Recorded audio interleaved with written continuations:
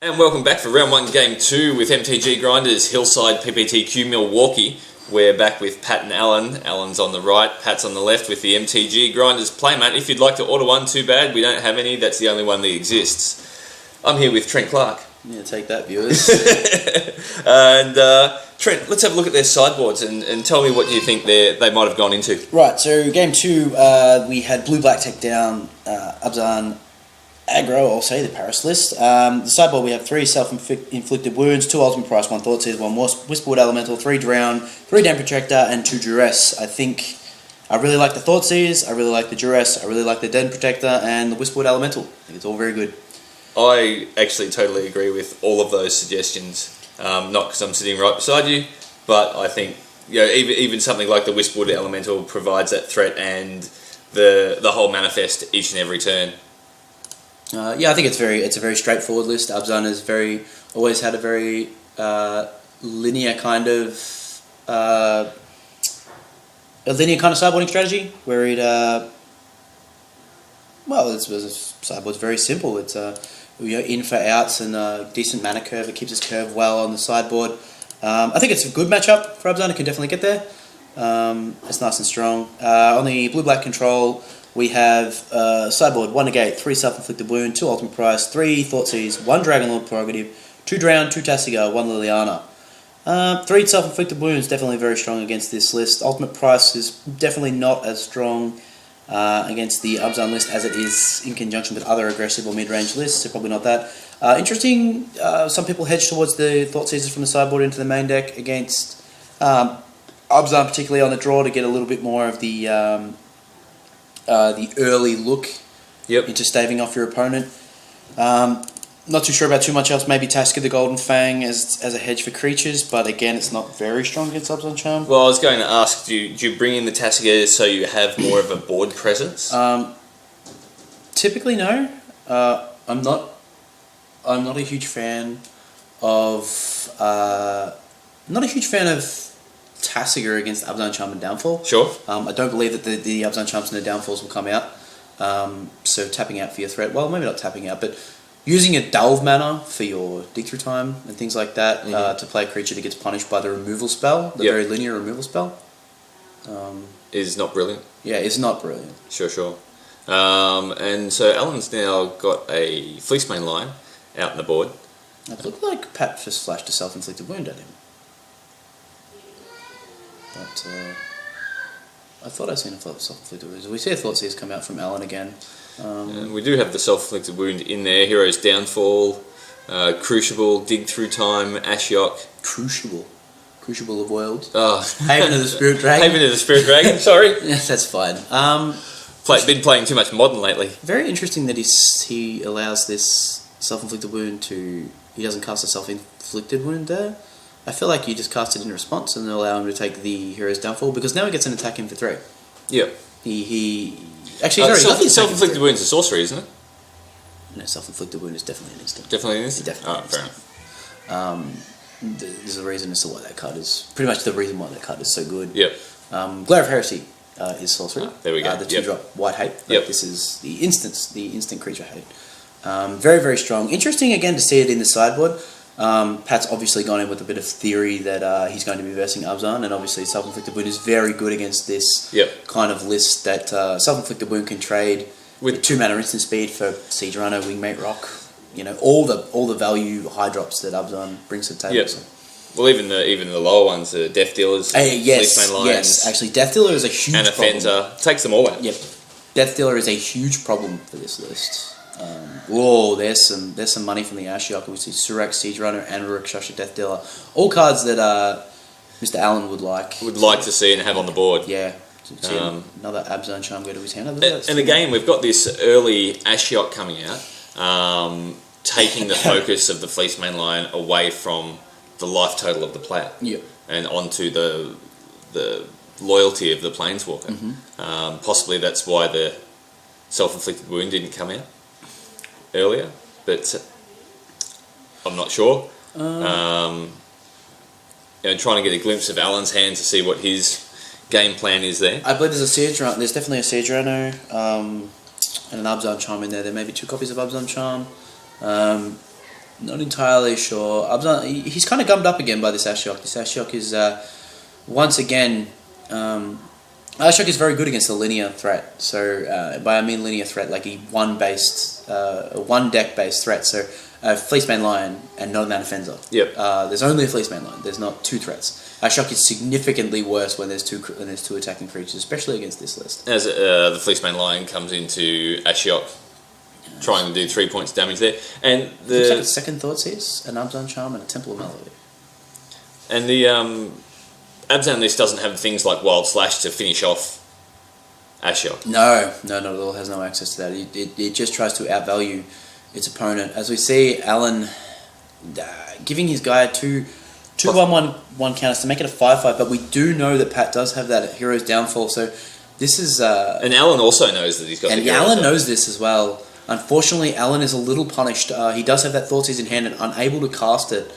And we did see actually a Tasigur in there, so the Tasigur did come in. And we see the Upkeep Downfall. Definitely a good play there from Pat. I was going to say that Patrick should definitely downfall the heroes, so the Fleecemane Lion, before Alan has the ability to draw and go to his main phase. If he draws a 5th land and plays that 5th land, that hero's downfall is switched off. So very good play from Pat there to upkeep that.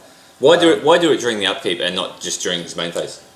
Why wait not until the upkeep? entirely sure in this matchup as to why it's relevant. It's more or less just type play. It's definitely correct to do that in this, as we just said, Tasigur come down with the card that we were actually talking about before.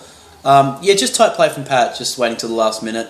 It was actually a good move from, despite the fact that Abzan Chubb's coming out now to promote what you were talking about before. It was a good move putting it out then, I think, because we just saw an Abzan Charm being used on the Fleecemane Lion, so the chances of him having a second one were decreased. Yes. But, Alan, to his credit, did have one.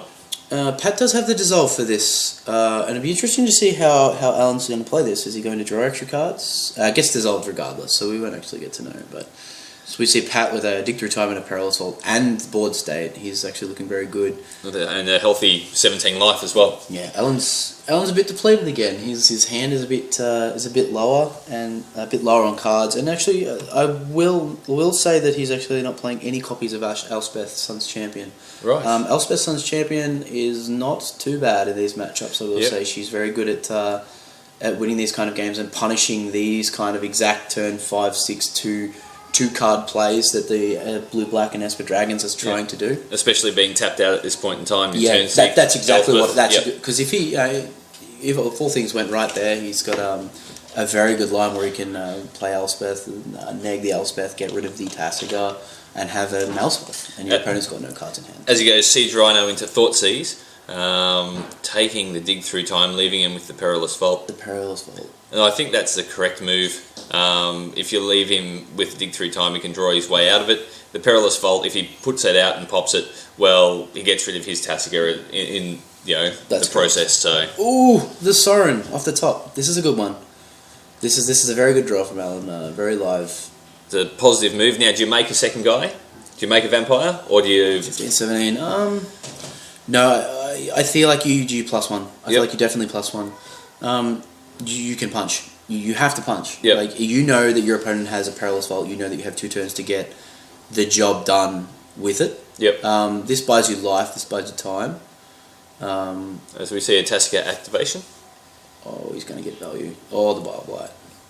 So we've got a Bile Blight, a Dissolve, or a Dig Through Time. He's very lucky that he doesn't have the second mana for that Bile Blight. Yep. Otherwise, he gets a lot of bang for his buck off that Tasigur, being able to have a second Swamp and being able to block and then Bile Blight would be just disastrous. And also giving your opponent a Dissolve or a Dig Through Time doesn't seem that great either, right? Yeah. We'll see Ellen go up to 22 and Pat fall down to 10. 9. You see a second Dissolve go to... No, first Dissolve, sorry, go to Pat's hand. I'm surprised we didn't see a bit of a block there. I think the task is okay to say hang around. But I suppose if we've got the Bile Blight in hand now as well, if he wants to block in future, he can block Bile Blight. Yep. Kill the Rhino, keep his Tasigur. This is a tough call by Pat as to how he wants to go. Does he just take the safe route and play the perilous vault? This is definitely the way to stay alive. Yep. I don't believe that Pat is dead to any attack or anything. So Pat's clearly still on the defensive at this point. Oh, absolutely, very much so. Alan has a very good chance to draw out of it, as we've seen with the Soren Visitor. And Pat does have the Drifting Death. Pat makes the correct play. Just saying, I'm going to keep my life total high. I'm going to throw my Tasigur under the bus. So now I have a Perilous Vault. The interesting thing is he does need to upkeep this Perilous Vault. Otherwise, that Soren may just make an emblem. And that makes Silumgar the Drifting Death, future Tasigurs, very, very bad. Yep, as we had a quick life total update of 10 to 27. No, he draws. He draws. So do you make the emblem here? The emblem doesn't really... I think you have to. There's a Perilous Vault. There's a Perilous Vault on the field. You have to make the emblem. Yeah. You get value. So how does Pat win if there's an emblem on the field? Soren. Sorry? Not Soren. Ugin. Ah, right. Ugin can just bolt him out. Yep. I think Pat had to upkeep there. Upkeep Perilous Vault. Maybe he just doesn't respect it. Maybe he just doesn't actually care about the Siren Emblem. Well, he did have to read it. He does have this. He does have Drifting Death. He does have Drifting Death in hand. So the emblem does negate one card from Pat's hand straight away. Well, we've got, just looking at his deck list, we've got the Drifting Death there. Whew, I'm just trying to find the other threats. You've got Ashiok and you've got Ugin. Yep. So there should be 5 copies. 4 or 5 threats across Drifting Death, Ashiok, Ugin, and 1 Haven the Spirit Dragon. Yep. So the emblem really only negates 1 card in his entire deck. 1 card, that's fine. Unfortunately for Pat, that's actually in his hand. So and we see the Perilous Vault activation here. A slight misplay there from Pat, just not being able to upkeep like he did with the Downfall before, which I commended him on. But obviously not 100% aware as to how Soren's emblem works. Yep. But still in a very good position by no stretch. However, it could have been a tactical play by Pat going, yes, I'm happy for that emblem to come out. It only affects 1 card in my entire deck. Yep. And it gets rid of your Soren, which I now don't have to get rid of. But he's playing Perilous Vault. He's going to Perilous. He Perilous Vaulted before the attack of the siege yeah, fair enough. So in a way, he's doing the same thing. Yep. Because Alan's not going to commit anything more in the board. He has the board state. Yeah, and just quickly, Pat's now down to 3 life. Alan's now up to 30. Yep. So that's what Sidrano does, guys.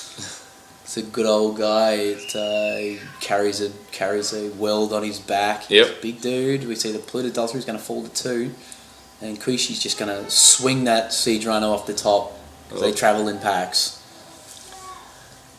Well, we do have the Drifting Death. Actually, will it block for a turn?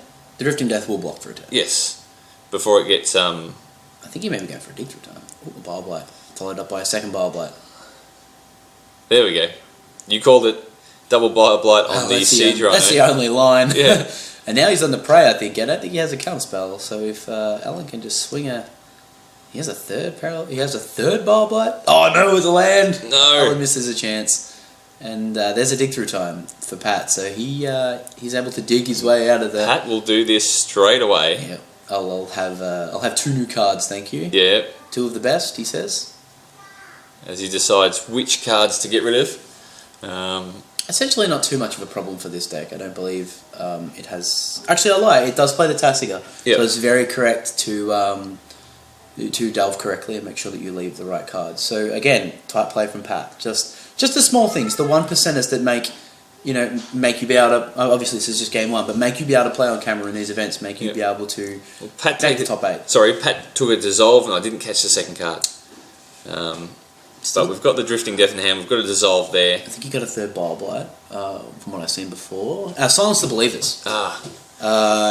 Just more board control? Yeah, 4 costs, 2 colours, 2 black, instant with Strive for 3. Exile any number of target creatures. Ooh. Goes for a morph. Could be a Den Protector. Gotta be a Den Protector. Has to be. And he has to dissolve this, doesn't he? Yes. Oh, absolutely. You cannot allow Den Protector to get on these boards. Den Protector is a nightmare. Yep. For these kind of decks. Well, not only does it provide the threat out there, it then flips over for well, it hits for lethal damage straight away, flips over, gets the Siege Rhino back. Gets the Siege Rhino, that's exactly right, and it's a, it's a real kerfuffle. Pat puts out a Radiant Fountain, puts him up to 4 out of Siege Rhino range. That's it, out of any range, any top deck mode, and this is where Pat will speed up now, Pat. Okay, this game is now mine for the winning, unless his deck craps out. Yep. Which, by the way that he's been playing and the way that it's been looking, has actually been quite impressive. And he goes through... End step full dig. I like this.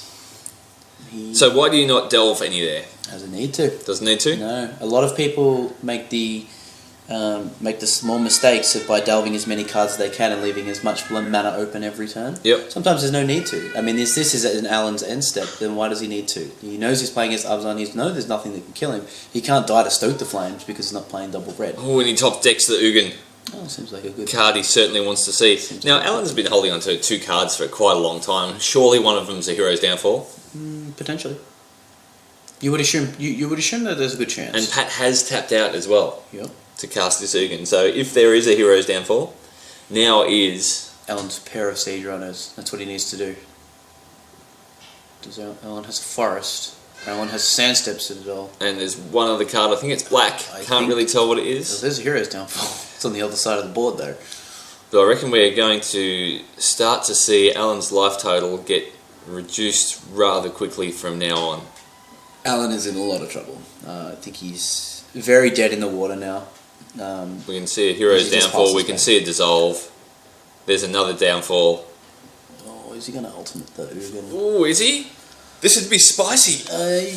It's one of those, hey look, I'm on camera guys, I want to do this. That's it, that's it. No, come on, Pat. No, he is! He is! Wow, so gain 10, what is it? Gain 7, draw 7, put 7 things in the play. So he puts an Ashiok and a Drifting Death. To Alan's credit, he hasn't scooped straight away. So we get to put 7 permanents in the play, is that right? Yes. We put There's 7 permanents 2, 3... Oh wow. 4, 5... And he does have the Drifting Death, but he does not play it, as he knows that the Siren Emblem is active. So he only puts 5 in a play. Ashiok pumps up straight away. Alan's just in dire straits right now. Yes. Life totals have swung up to 11 to 24. To his credit, he's still playing.